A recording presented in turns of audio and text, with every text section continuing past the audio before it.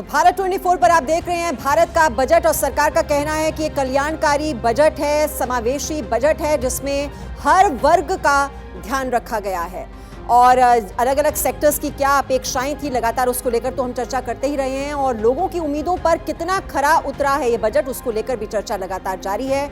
और सबसे बड़ी राहत मध्यम वर्ग के लिए कि 7 लाख तक की कमाई पर अब कोई टैक्स नहीं लगेगा। ये बड़ी राहत की खबर है, खुशखबरी मध्यम वर्ग के लिए जो बहुत ही उम्मीद लगाए बैठा था कि इस बजट में जरूर उनका उद्धार होगा, तो उनकी जेब में अब कुछ पैसा तो जरूर आएगा।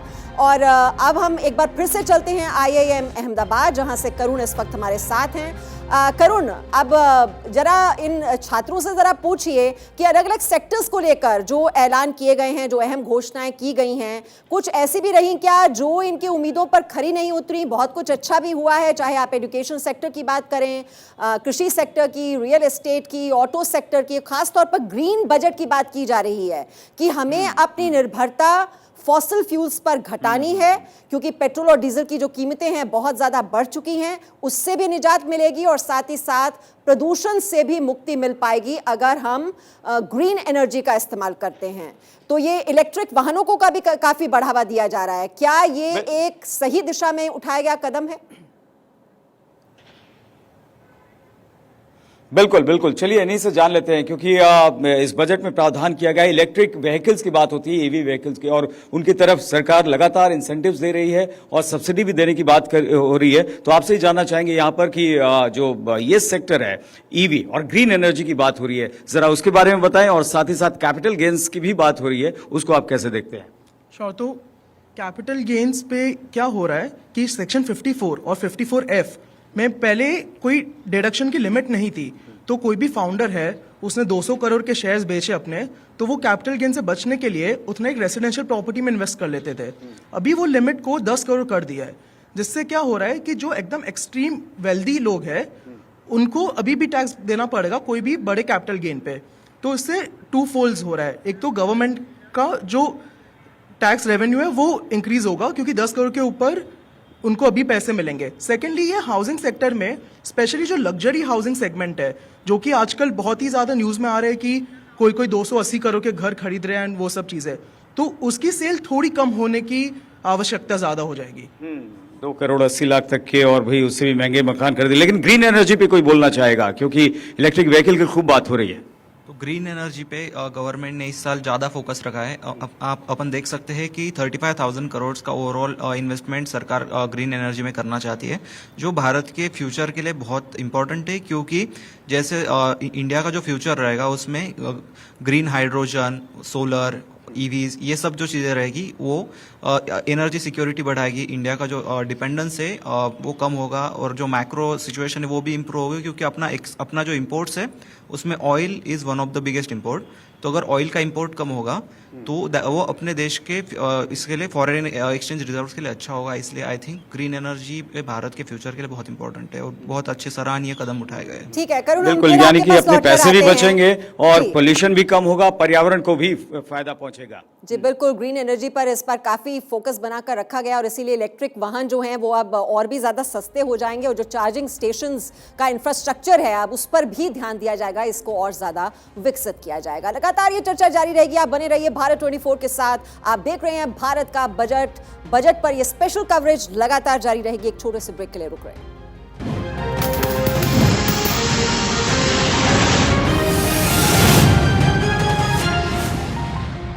देख रहे हैं भारत का बजट और शेयर बाजार में आपको बता दें इस वक्त उतार चढ़ाव जारी है। गिरने के बाद एक बार फिर से संभला है बाजार। सेंसेक्स में 277 अंकों की उछाल एक बार फिर से आई है। निफ्टी में हालांकि गिरावट जारी है। आपसे कुछ देर पहले हमने आपको जानकारी दी थी कि किस तरह से शेयर बाजार बुरी तरह से गिर गया था, काफी अंकों की गिरावट उसमें दर्ज की गई थी। निफ्टी में भी गिरावट हुई थी, लेकिन अभी निफ्टी में गिरावट जारी है, लेकिन सेंसेक्स में 277 अंकों का उछाल एक बार फिर से आया है। और बजट पेश होने से पहले हमने देखा था किस तरह से शेयर बाजार झूम उठा था, बहुत ही पॉजिटिव सेंटीमेंट स्टॉक मार्केट में नजर आ रहा था, लेकिन एक बार फिर से शेयर बाजार में ये उतार चढ़ाव का दौर जारी है। निफ्टी में गिरावट का दौर जारी है, लेकिन सेंसेक्स में 277 अंकों का उछाल एक बार फिर से देखा जा रहा है।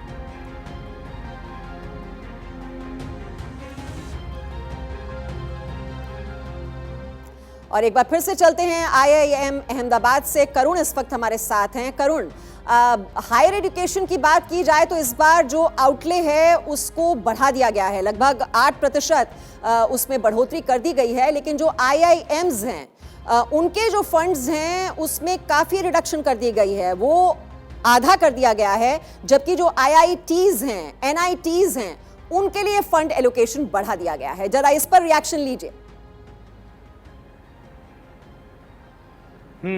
चलिए इन्हीं से जान लेते हैं, क्योंकि ये जो IITs हैं उनके लिए तो फंड को बढ़ा दिया गया है, IIMs के लिए फंड को कम कर दिया गया है। इसको कैसे देखते हैं, कौन इस पे बोलना चाहेगा? चलिए पहले आप, फिर या तो जैसे कि IIM एक्ट लागू हो गया है तो ये अमेंडमेंट भी आती रहती हैं, तो IIMs को सरकार की तरफ से फाइनेंशियली सपोर्ट नहीं मिलता है जैसे कि जो IITs को मिलता है। जो इस साल बजट में भी IITs को कुछ 1000 करोड़ का बजट मिला है। IIMs को फाइनेंशियल सपोर्ट नहीं मिलता है सरकार की तरफ से। IIMs को जो बच्चे फीस देते हैं और जो उनके अदर सोर्सेज ऑफ इनकम होती है वहीं से ही IIMs चलते हैं। बट आई थिंक जैसे कि IITs में नंबर ऑफ स्टूडेंट्स बहुत ज़्यादा हैं, आई थिंक वहाँ फाइनेंशियल असिस्टेंस बहुत ज़रूरी भी है। Comparatively to IITs, IIMs has lower number of students, तो IIMs are able to manage very well and they are producing really great talent. देखिए, गुड आंसर यहाँ पर है कि IIM जो है वो मैनेज कर सकते हैं। यहाँ स्टूडेंट्स इससे निराश नहीं, वो कह रहे हैं कि हम तो सेल्फ रिलायंट है, खुद मैनेज कर सकते हैं। यहाँ से भी आवाज आ रही थी, आपका क्या टेक है? सर मैं भी बहुत सिमिलर टेक है। IIM स्पेशली जो ओल्ड IIMs है उनको भी फंडिंग गवर्नमेंट की तरफ से नहीं जरूरत है, क्योंकि वो सेल्फ सस्टेनेबल है। वो फीस और बहुत सारे इवेंट स्पॉन्सरशिप एंड जैसे आप देखोगे इधर ही हमारा लाइब्रेरी है तो जिसको TCS ने फंड करके वापस रिवैम्प किया है, तो सारे खर्चे हमारे कॉर्पोरेट्स के डोनेशन और स्टूडेंट फीस से निकल जाते हैं। लेकिन और ये भी बहुत ज़रूरी है देखना कि IIM में जो स्टूडेंट्स आते हैं उनको ऑलरेडी वो अच्छी एजुकेशन करके अंडर ग्रेजुएशन करके फिर आते हैं, लेकिन IIT में उससे मुकाबले ऐसे लोग आते हैं जो बहुत छोटे होते हैं, 17 साल की उम्र या 18 साल की उम्र वाले आते हैं, तो उधर फंडिंग देने की ज़्यादा आवश्यकता है, जो सरकार ने बहुत ही अच्छी तरीके से की है। देखिए कितनी बैलेंस यहाँ से व्यूज आई हैं यहाँ मीमांसा, और साफ तौर पर ये जो मैनेजमेंट की बात होती है तो ये जो स्टूडेंट्स हैं वो मैनेजमेंट की बात और इसके गुण जो है वो अच्छी तरह से सीख गए हैं। और पूजा कर रही थी, किसान नेता से बात कर रही थी, किसानों से बात कर रही थी कि एग्रो स्टार्टअप्स ये स्टूडेंट्स बखूबी जानते हैं, और एग्रो स्टार्टअप्स की भी बात कर रहे थे। तो जल्दी से जरा एग्रो स्टार्टअप्स के बारे में जान लेते हैं, जो ये प्रावधान किया गया है, जरा इसके बारे में बताइए इस बजट में। तो देखिए मेनली एग्रीकल्चर में दो चीज़ें हैं, एक तो क्रेडिट से रिलेटेड और दूसरा एग्रो स्टार्टअप की बात जो आपने की। तो एक एक्सलेटेड फंड का जो गुंजाइश सरकार ने की है कि इसके थ्रू जो जितने भी न्यू एंटरप्रेन्योर्स खास करके एग्री सेक्टर में आना चाहते हैं, और एग्री सेक्टर में टेक्नोलॉजी की बहुत ज़्यादा ज़रूरत है, और कंपेयर टू अगर आप सर्विस सेक्टर में देखेंगे या इंडस्ट्री सेक्टर में देखेंगे तो टेक्नोलॉजी की बहुत ज़्यादा ज़रूरत है एग्रीकल्चर सेक्टर में। और जो नए युवा हैं, खास करके जो नए डिफरेंट तरह के कोर्सेज करके आना चाहते हैं, तो वो आ रहे हैं, और उनके लिए एक अलग प्रावधान है कि अगर वो इस तरह का स्टार्टअप एग्रीकल्चर सेक्टर में करेंगे तो उनके लिए गवर्नमेंट जो है एक्सेलरेटेड फंड ला रही है। दूसरा प्रॉब्लम जो किसानों को फेस करना पड़ता है वो है क्रेडिट का। उसके लिए भी सरकार ने जो क्रेडिट लिमिट टारगेट है उसको बढ़ा करके 20 लाख करोड़ कर दिया है, जो कि बिल्कुल। देखिए यहाँ पर ये कह रहे हैं कि क्रेडिट लिमिट बढ़ाइए, लेकिन किसानों का कहना है कि पहले तो आप हमारे जो उत्पाद हैं उनको सही मिनिमम सपोर्ट प्राइस तो दे दो, उसके बाद क्रेडिट की बात करो। लोन की बात कौन कर रहा है? लेकिन यहाँ ये समझना पड़ेगा कि आपको खुद न खुद योगदान देने के लिए आगे आना पड़ेगा। कुछ और स्टूडेंट्स इनसे बात करेंगे, मीमांसा आप चाहेंगे तो, क्योंकि कई लौट कर आ रहे हैं। हमारे साथ एक और मेहमान इस वक्त जुड़ चुके हैं, ICS कोचिंग सेंटर के डायरेक्टर हैं परिमल कुमार। परिमल कुमार जी, आप बजट को कितने नंबर देंगे? उम्मीदों पर खरा उतरा ये बजट?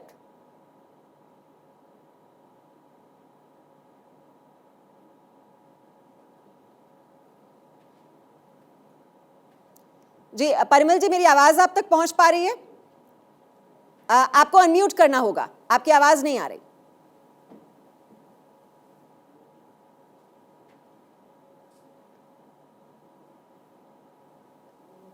नहीं परिमल जी, आपकी आवाज हम तक नहीं पहुंच पा रही है, शायद आपने अनम्यूट अभी भी नहीं किया है।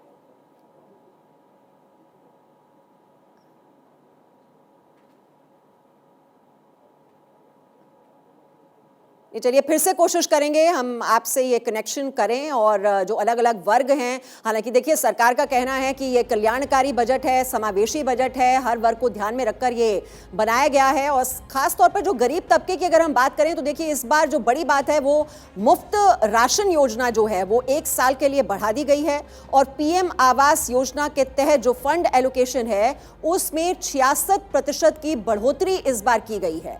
और ग्रीन एनर्जी की बात की जा रही है, समावेशी जो है विकास की बात की जा रही है, इंफ्रास्ट्रक्चर पर काफ़ी जोर है, कैपिटल एक्सपेंडिचर पर इस बार काफ़ी प्राथमिकता दी गई है और किसान तबके के लिए जो एग्री स्टार्टअप्स हैं उनको बढ़ावा दिया जाएगा, ऑर्गेनिक फार्मिंग को बढ़ावा दिया जाएगा।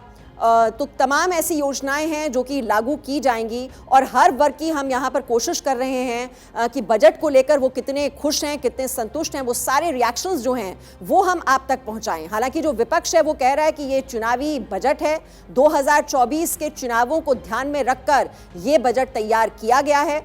अगर महिलाओं के लिए बात की जाए तो इस बार महिला सम्मान बचत पत्र ये नई योजना शुरू की गई है जिस पर 7.5% का ब्याज दिया जाएगा, ये फिक्स्ड ब्याज दिया जाएगा और बुजुर्गों के लिए भी राहत जो है वो बढ़ा दी गई है। जो बचत की लिमिट है उसे 15 लाख से बढ़ाकर 30 लाख कर दिया गया है। लेकिन सबसे बड़ी जो राहत भरी खबर है वो मध्यम वर्ग के लिए। मध्यम वर्ग को इस बार बहुत ज्यादा उम्मीदें थी क्योंकि पिछले 8-9 साल से इनकम टैक्स स्लैब में किसी तरह का कोई परिवर्तन, कोई बदलाव नहीं किया गया था, लेकिन इस बार इनकम टैक्स स्लैब में बदलाव किया गया है और 7 लाख तक की जो इनकम है अब उस पर कोई टैक्स नहीं लगेगा। पहले ये लिमिट 5 लाख की होती थी, यानी कि सीधे तौर पर कहें तो 5 लाख से बढ़ाकर ये जो लिमिट है वो 7 लाख कर दी गई है। पहले जो बेसिक एग्जेम्पशन लिमिट हुआ करती थी वो 2.5 लाख की हुआ करती थी, अब वो बढ़कर 3 लाख हो गई है। तो 7 लाख तक की कमाई पर कोई टैक्स आपको नहीं देना होगा। अलग अलग वर्गों की बात की जाए तो जो आदिवासी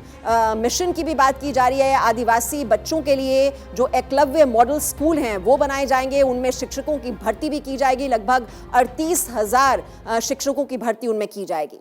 की इकोनॉमी कमर टूट गई है बड़े बड़े देशों की, वहां पे भारत रिडक्शन इन टैक्सेस किया है और सबसे अच्छा हो गया कि ट्राइबल क्षेत्र से लेके अपर मिडिल क्लास से लेके rich middle class, poor middle class, गरीब गुरबा, किसान क्षेत्र, हर बिरादरी उसमें मत्स्य मतलब निषाद समाज के लिए भी, मछुआरा समाज से लेके हर समाज को छू के टच करते हुए सबका भला करते रिडक्शन जो गया 5 लाख टैक्स से 7 लाख रुपए कमाइए, 42% आप टैक्स दे रहे थे आप 39% दीजिए। ऐतिहासिक मतलब ये अमृत काल का सबसे शानदार बजट जिसमें मतलब किसान इथेनॉल मिली, किसानों को, गन्ना किसानों को कितना बड़ा फायदा हुआ, ऐतिहासिक। ये तो ऐसा बजट मैं सोच ही नहीं सकता हूँ। लेकिन विपक्ष के नेताओं से जब हम बात करते हैं तो वो कह रहे हैं कि इस बजट में कुछ भी नहीं है, 0 में 10 में 0 नंबर इस बजट को मिलेगा, तो क्या कहना है? ये विपक्षियों ने कहा। हमको अभी सेंट्रल हॉल में सब खा पी रहे थे, कॉफी वॉफी पी रहे थे, वो तो बोल रहे थे कि ये बजट सुनने के बाद लगता है भाजपा ही हम लोग अगला सीट यहीं से चुनाव भाजपा ज्वाइन कर लेंगे। देखिए वो चैनल में आते हैं, मैं उन लोगों का दर्द जानता हूँ, चैनल के सामने आते हैं उन लोगों को कुछ और बोलना पड़ता है। सेंट्रल हॉल में सब लोग ताली पीट रहे थे कि वाह मोदी जी की सोच कमाल है, अद्भुत है मोदी जी। ये विपक्षी चैनल भैया उनकी पार्टी के हिसाब से उनको चलना पड़ता है। तो सबसे बढ़िया बजट बता रहे हैं सांसद रवि किशन को आप सुन रहे थे। एक बार फिर से हम कोशिश करते हैं, आईसीएस कोचिंग सेंटर के डायरेक्टर परिमल कुमार इस वक्त हमारे साथ जुड़ चुके हैं। परिमल कुमार जी, बजट को लेकर आपका क्या रिएक्शन है? पसंद आया बजट या कुछ कमी रह गई? आपकी आवाज कट रही है मैम, आपने क्या क्वेश्चन पूछा एक बार प्लीज रिपीट करें। जी परिमल जी, बजट आपको कैसा लगा? जी आपकी उम्मीदों पर खरा उतरा या कोई कमी रह गई? देखिए मैम, बजट के ऊपर जो है मुझे कहीं पर भी जो है ना शिक्षा नहीं दिखाई दी, एजुकेशन दिखाई नहीं दिया। मुझे जो भारत के अंदर जो प्रॉब्लम लगती है वो ये लगती है कि एजुकेशन पर टैक्स लगाने वाला भारत एकमात्र देश है और एजुकेशन के ऊपर जो टैक्स लगता है ये गलत है। भारत में जो गरीब लोग हैं, जैसे अमीर आदमियों को टैक्स देने में कोई प्रॉब्लम नहीं है, लेकिन जो आदमी गरीब है और जो सस्ते कोर्सेज करते हैं, 5,000 रुपए, 10,000 रुपए, 20,000 रुपए सालाना के जो कोर्सेज हैं, उन कोर्सेज के ऊपर जो टैक्स है वो टैक्स हटना चाहिए। उनके ऊपर जो जीएसटी है वो जीएसटी हटना चाहिए। इसके ऊपर कोई रिएक्शन नहीं है।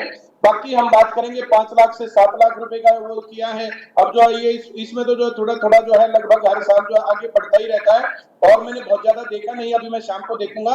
पर एजुकेशन का इसके अंदर जो मैंने कहा था भाई एजुकेशन के ऊपर इसमें क्या कहा गया, क्या हुआ है क्या नहीं हुआ है, तो ये मैंने जो है नहीं देखा है।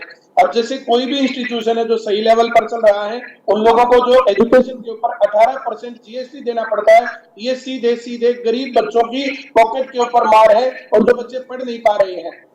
जी, तो जीएसटी से राहत नहीं मिल पाई जी, कोई भी आदमी पूरे भारत के अंदर एजुकेशन का हाल बहुत ज्यादा अच्छा नहीं है।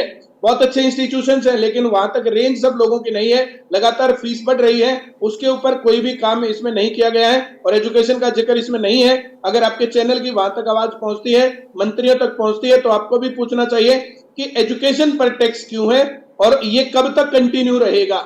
एजुकेशन किसी भी प्रकार की हो, जो बच्चा पढ़ रहा है, चाहे हमारे पास आते हैं सरकारी नौकरी की तैयारी करने के लिए, चाहे कोई बच्चा जो है कहीं पर भी पढ़ रहा है, अब हम लोग एक साल की 6,000 रुपए फीस लेते हैं, 18% जीएसटी और लगभग 30% जो है टैक्स, तो 48%, ये 50% तो टैक्स में हो गया। तो जो हिस्सा टोटल आता है उसका 50% टैक्स में देने के बाद बच्चों के ऊपर और बोझ पड़ता है और हम लोगों को फिर जो है ये सब चीजें मैनेज करने में दिक्कत होती है। 6,000 में से 3,000 रुपए तो टैक्स में गया, 3,000 रुपए बच गया। 3,000 रुपए में पूरे साल बच्चे को पढ़ाना भी है, सब कुछ करना है। 250 रुपए महीना, इतने का तो पानी पी जाता है एक बच्चा अगर खरीद के पिलाना पड़े तो। आपकी शिकायत ये है कि टैक्स पर आपको राहत नहीं मिली और एजुकेशन पर किसी तरह का टैक्स नहीं होना चाहिए। बहुत बहुत शुक्रिया हमसे बात करने के लिए। और हमारे साथ इस वक्त लॉजिक्स मॉल से शिखा जुड़ चुकी हैं और शिखा के साथ भी कई एक्सपर्ट्स इस वक्त मौजूद हैं। कोशिश हमारी यही है कि सभी सेक्टर्स की जो एक्सपेक्टेशंस थी, उम्मीदों पर कितना खरा उतरा है ये बजट। तो शिखा, अभी आपके साथ कौन लोग मौजूद हैं और बजट को लेकर क्या रिएक्शंस मिल रहे हैं? खुश हैं, संतुष्ट हैं या कमी रह गई? देखिए मेहमान सर, जिस तरीके से लोग बता रहे थे कि बड़ा खास ये बजट है, हालांकि कई लोगों का ये भी कहना था, उनकी प्रतिक्रिया ये भी रही कि बजट ने बहुत कुछ नहीं दिया, लेकिन वैसे ही हमारे साथ कुछ खास मेहमान यहाँ मौजूद हैं और आप देख सकती हैं कि खाने की जो थाली हमारे साथ सजकर तैयार है, क्योंकि इस साल भारत मिलेट ईयर मना रहा है और अमृत महोत्सव में मिलेट ईयर को प्राथमिकता देने की वजह यही रही कि निर्यात हम बढ़ाएं, आयात से ज्यादा निर्यात हो।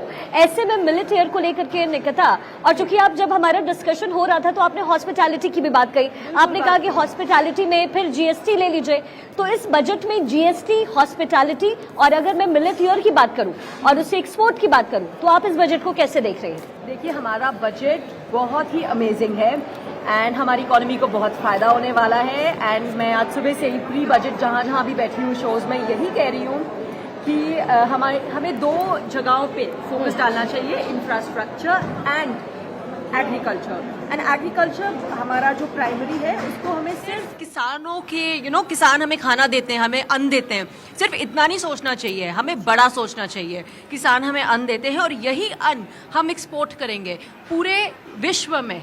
हमारा जब बोलबाला होगा, और वैसे भी हो रहा है, और जब हम मिलेट्स जो फाइबर में इतने रिच हैं, प्रोटीन में इतने रिच हैं, और जितना भी ये मोटा अनाज है, रागी, बाजरा, जब हम इन सब पे फोकस करेंगे, इन पे एग्जाम्प्ट लगाएंगे, तो बाहर तो वैसे भी ट्रेंड कर रहा है as a super food, so we get to gain. लेकिन चूंकि किसानों से भी हमारी सहयोगी है पूजा, वो किसानों के बीच थी आज, और उन्होंने कहा कि जो बजट आया है उससे किसानों को तो बड़ा फायदा मिलेगा, क्योंकि किसान निधि योजना के तहत भी बहुत सारे ऐलान किए गए बजट में, लेकिन किसान खुश नजर नहीं आए। उनका कहना है कि आपको कुछ कम करना है तो एमएसपी पर कीजिए, और आप मुझे ब्याज क्या देंगे? ये इकोनॉमी के हिसाब से, भारत की इकोनॉमी के हिसाब से और मिलेट को निर्यात करने के हिसाब से आपको कितना एप्ट लग रहा है? देखिए, आप बजट का पूरा जब कंक्लूजन निकालेंगे, जब हम उसको बाइफर्फिकेट करेंगे, तो उसमें इन्होंने कहा कि अभी इंफ्रास्ट्रक्चर पे काम करना चाहिए, डेवलपमेंट पे काम करना चाहिए। तो बजट का जो पूरा का पूरा कंक्लूजन है, जैसे हम नीचे बात कर रहे थे तब भी मैंने यही कहा था कि वो इंफ्रास्ट्रक्चर डेवलपमेंट पे काम किया गया है, किसानों के बारे में उसमें प्रावधान है, लेकिन अभी उसका जिक्र नहीं किया गया है। लेकिन तो फिर ये जिक्र कब होगा? क्योंकि अगले साल तो आम चुनाव होने हैं और ये तो ऐसा माना जा रहा था कि this should be the master stroke for Modi government. अभी जो किसानों के लिए जो जिक्र चल रहा था, जो कल भी जब आपका शो चल रहा था हम बैठे हुए थे, तो उसमें कहा था जो 6000 मिल रहा है उसको शायद बढ़ा सकते हैं। मैं ये नहीं कहता कि नहीं बढ़ाएंगे, वो बढ़ाया जा सकता है, लेकिन उसके लिए हमें 1 से 2 दिन का वेट करना होगा, क्योंकि इसमें क्या अमेंडमेंट्स होती हैं, क्या गवर्नमेंट इसमें डिसीजन लेती है, क्या उनकी कोर कमेटी इसमें डिसीजन। चलिए, अभी तो फिलहाल इन दी हैंड ऑफ गवर्नमेंट ही है। अच्छा शिप्रा, जो कि हम जीएसटी की बात कर रहे थे, हम टैक्स स्लैब की बात कर रहे थे, रियायतें तो आपने बता दी और बड़े अच्छे तरीके से शिप्रा आपने ये बताया कि 45,000 बचने वाले, 1 लाख बचने वाले, 2 लाख बचने वाले। लेकिन अब अगर जीएसटी की हम बात करें, अब चूंकि हम खाने की इस पूरी थाली के साथ है, यहाँ भी हम जीएसटी भर रहे हैं, डायरेक्ट टैक्स भी भर रहे हैं, इनडायरेक्ट टैक्सेस भी भर रहे हैं, जीएसटी में कटौती नहीं हुई है। ये एक सबसे बड़ा सब्जेक्ट था आम आदमी के लिए, जिनकी जेब पे खर्च, यहाँ जितने भी लोग बैठे हुए हैं जो आज खाने का बिल भरेंगे, उनके बिल भरने में कोई कटौती नहीं हुई है। ये ना वो साल में एक बार आती है थ्रू फाइनेंस एक्ट, लेकिन जीएसटी के अमेंडमेंट्स गवर्नमेंट जो है जीएसटी काउंसिल की रिकमेंडेशंस के बेसिस पे डिफरेंट अलग अलग नोटिफिकेशंस से बीच बीच में लाती रहती है। So food is already under 5% and उसको बढ़ाने या घटाने का तो स्कोप होना ही नहीं चाहिए, तो मुझे लगता नहीं है कि ये कभी भी हिलेगा। तो इन्फ्लेशन का इम्पैक्ट वो देना पड़ेगा। 18% अब तो हॉस्पिटैलिटी के ऊपर है, बट फूड इज अंडर 5% जो फूड आइटम्स है। पर डिपेंड करता है, हमारे यहाँ पे इफ्स एंड बट्स, किंतु परंतु इतने सारे हैं, तो डिपेंड करता है आपकी लोकेशन के, आप फूड कहाँ खा रहे हैं। एक 5 स्टार में खा रहे हैं, एक एसी रेस्टोरेंट में खा रहे हैं। नहीं तो ये तो लेकिन कंप्लीटली ऑन योर ओन है। बिल्कुल बिल्कुल। प्राइस ऑफ फूड तो ऑब्वियसली वेरीज, वो तो गोज विदाउट सेइंग। तो GST varies depending on your location. But what मतलब अरोड़ा साहब, एक सेकंड में एक जवाब लेते हुए, तो आप कहना क्या चाह रही है इस बजट में? क्या ये उम्मीद आपको भी थी कि इसमें होगा? बिल्कुल someone who is totally into food, बिल्कुल ये उम्मीद थी कि अगर नॉट अपने लिए बट इन जनरल, फूड एक ऐसी चीज है हम हर जगह से कंज्यूम करते हैं। ये इंडस्ट्री मैक्सिमम हिट कोविड में यही इंडस्ट्री हुई है हॉस्पिटैलिटी की। और चलिए, हॉस्पिटैलिटी इंडस्ट्री के बारे में शिखा हम और भी चर्चा करेंगे और भी रिएक्शंस मिल रहे हैं हमें लगातार। और आप इस बीच ये खाने की थाली को एंजॉय कीजिए और हम इस बीच एक छोटा सा ब्रेक ले लेते हैं। आप देख रहे हैं भारत का बजट कहीं जाएगा नहीं। भारत 24 पर बजट की ये स्पेशल कवरेज लगातार जारी रहेगी।